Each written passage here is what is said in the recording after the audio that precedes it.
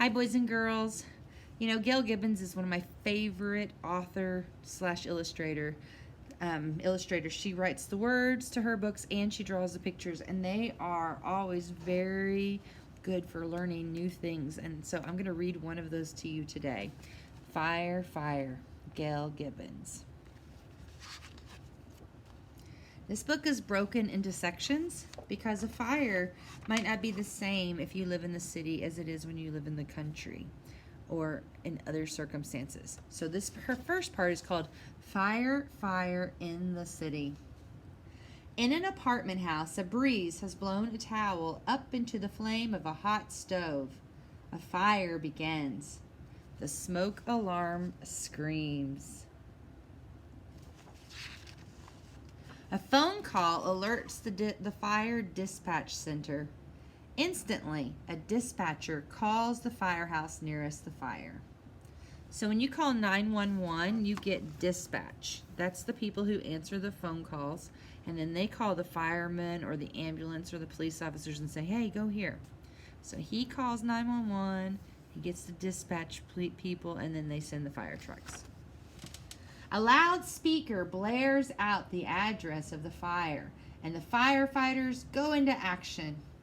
They slide down brass poles to the ground floor where the fire engines are and hurry into their firefighting gear.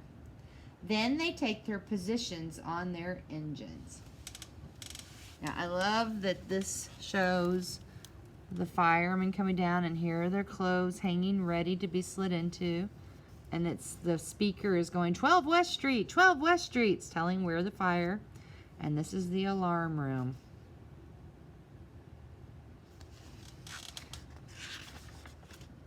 The big trucks roar out of the firehouse. Sirens scream and lights flash. The fire engines arrive at the scene. The fire is bigger now. The fire chief is in charge. So this is the fire chief. He's got a label, fire chief. He decides the best way to fight this fire. So they're in an apartment building there. You got to be careful. There's lots of people. Hoses are pulled from the trucks.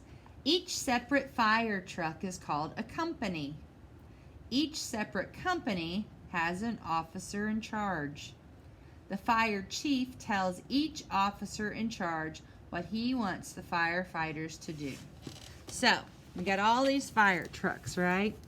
Each one of these fire trucks is called a company. So, this fire truck is one company and has several firefighters who work on it. And in this truck, there'll be one fire officer, the leading officer, the person in charge. Here's the fire chief, and here's his fire chief's car. And he's in charge of telling all of the officers that are in charge of the companies how they're going to put the fire out. What's their plan? Firefighters are ordered to search the building to make sure no one is still inside. A man is trapped. A ladder tower is swung into action. The man is rescued quickly. So this is a ladder tower truck. Now, you may not know this, but not all fire trucks are the same. This is a ladder tower. See, it's got this ladder, so they can go up and help the guy out. It's a pretty smart thing.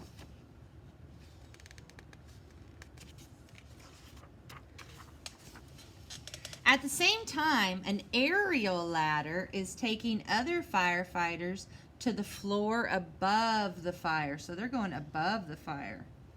Inside, the firefighters attach a hose to the building's standpipe. Water is sprayed onto the fire to keep it from moving up through the apartment house.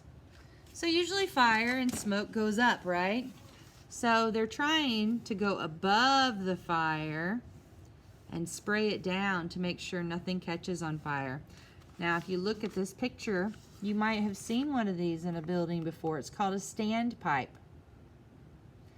And they can connect their hose to it and turn on the nozzle, and water will come out there. Now, in this picture, you've got some labels. This is a searchlight. This is a breathing apparatus. What do you think that's for? Breathing. This is the aerial ladder truck that gets them above the fire. And here they're putting out from above.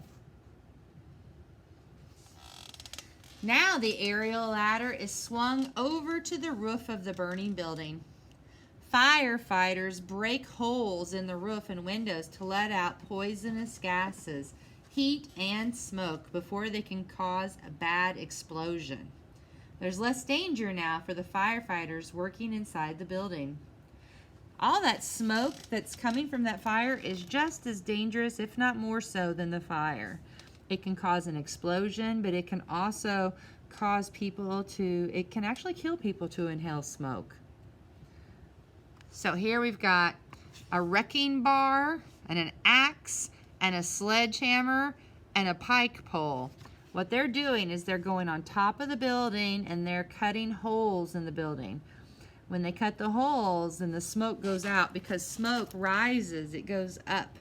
It doesn't go down, it goes up. So you get on top of this house or the building and you hit those places and make holes, and then that yucky poisonous smoke will go out from the top.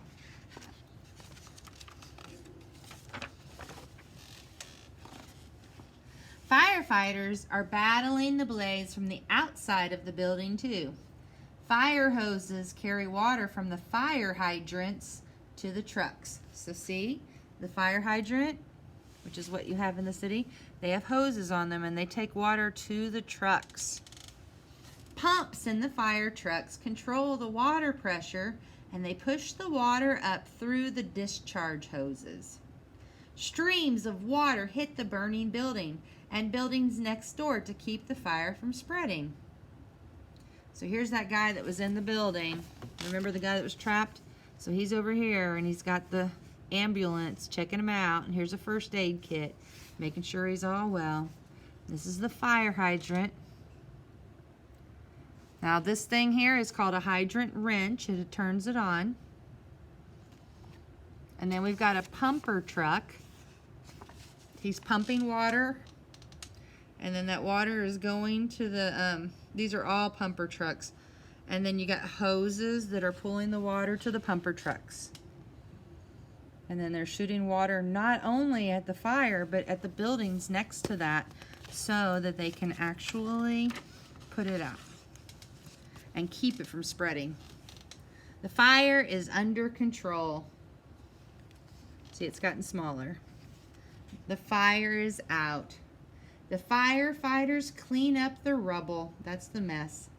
Back at the firehouse, they clean their equipment and make an official fire report.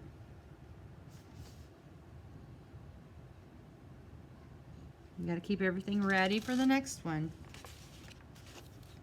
City firefighters take turns living at their firehouse. There are firefighters on duty day and night. Between alarms, they practice and train. They teach people fire prevention too. So prevent fires. So when you live in a town, a big town or city, you always have a firefighter, a group of firefighters staying at the firehouse. They go home and then they have duty, and they might spend a few days at the firehouse. And that's where they sleep and eat and everything with their firefighting friends or co-workers. Now, it's not the same in the country. So this is firefighter in the country. And I lived in the country a big part of my life, and I do now. A barn has caught fire. A spark from an old electrical wire has ignited some hay. It's a little different in the country.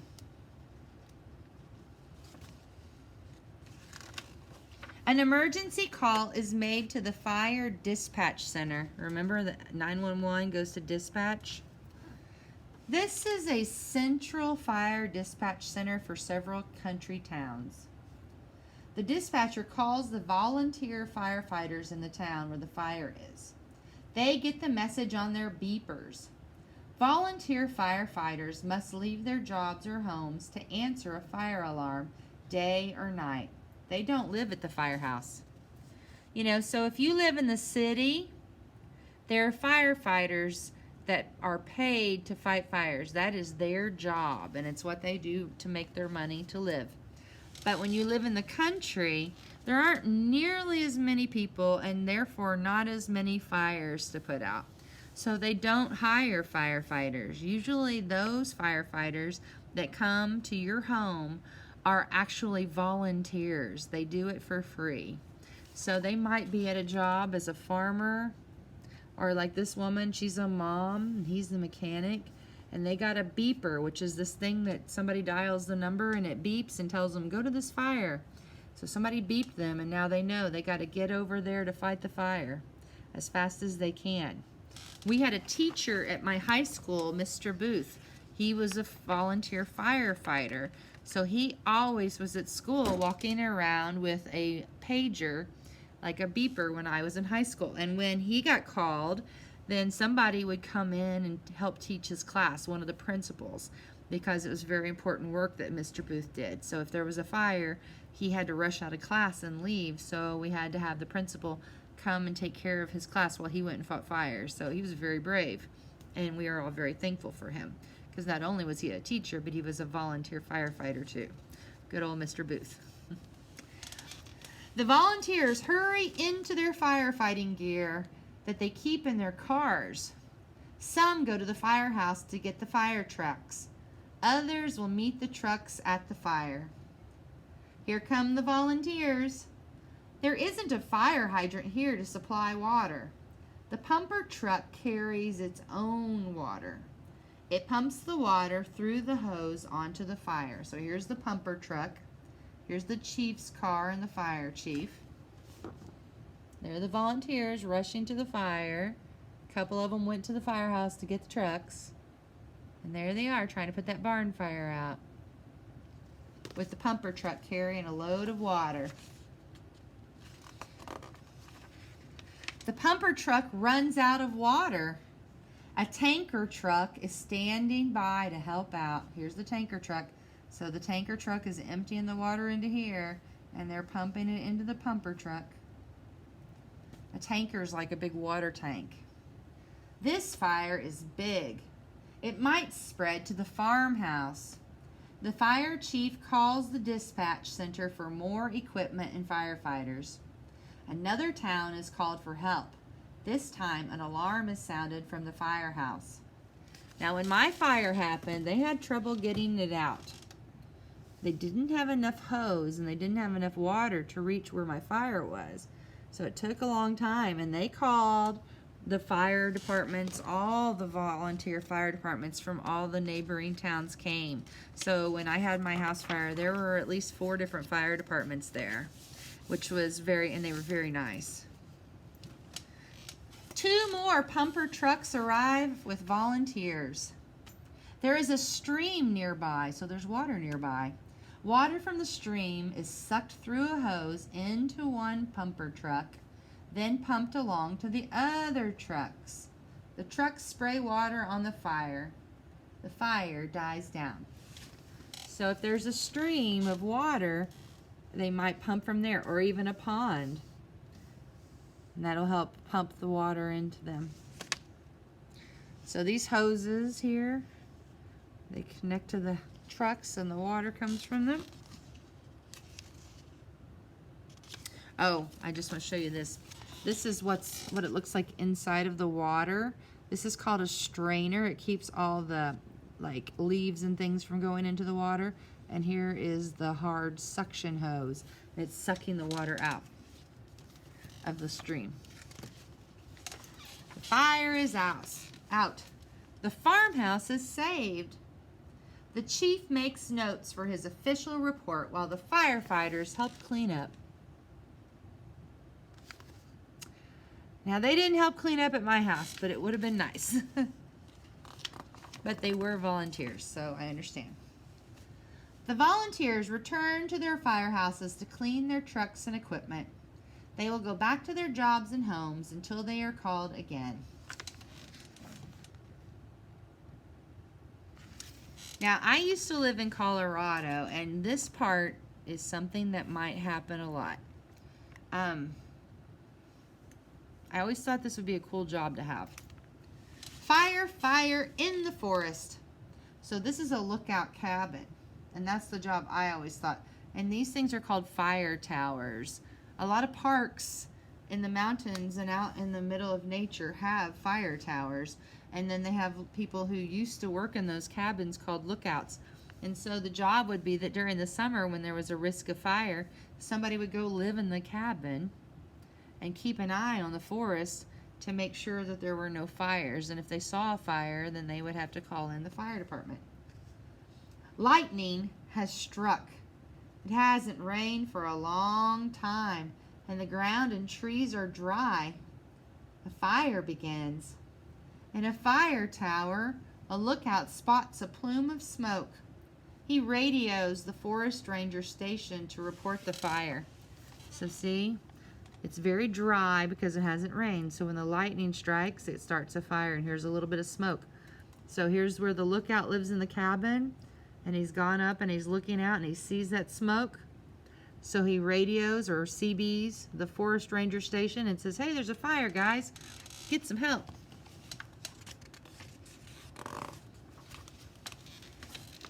In moments, propeller planes fly in to help. Smoke jumpers in their jumpsuits parachute down to the scene. The firefighting supplies are dropped in. See the boxes? The firefighters cut down trees and dig a fire stop, which is a cleared area in front of the fire. So, the fire is basically burning up grass and trees. So they're digging an area that will be just dirt so that the fire doesn't have anything to burn on. He's got on a backpack water pump and she has a shovel, and they've got chainsaws, so they're clearing away things that can burn.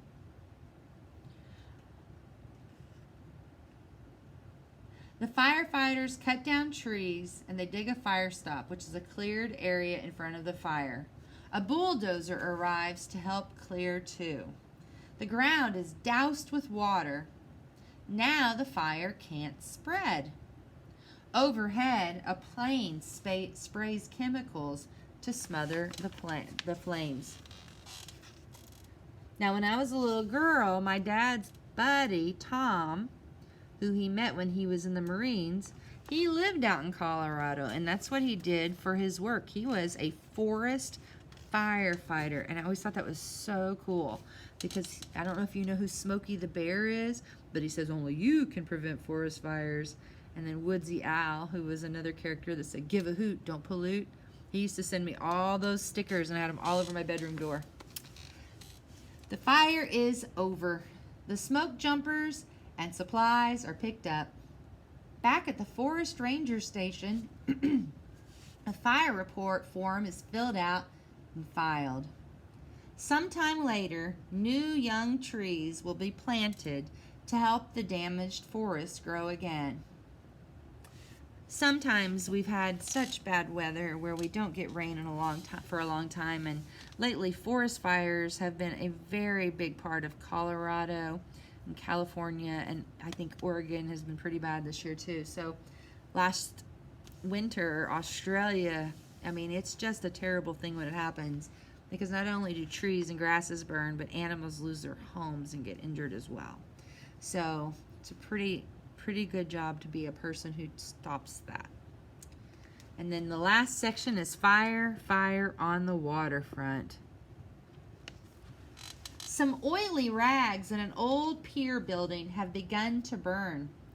The fire faces out over the water, and fire trucks can't get close enough to fight it. Fire boats, floating fire companies, must answer the alarm. Look at those fire boats. Did you even know there was such a thing? The fire boats aim their water nozzles at the pier building. Big pumps in the boats suck up large amounts of water and force it through the water nozzles. Jets of water stream onto the fire. The fire sizzles and crackles. The fire is out. So these pictures have the fire boats. Now here is a police boat.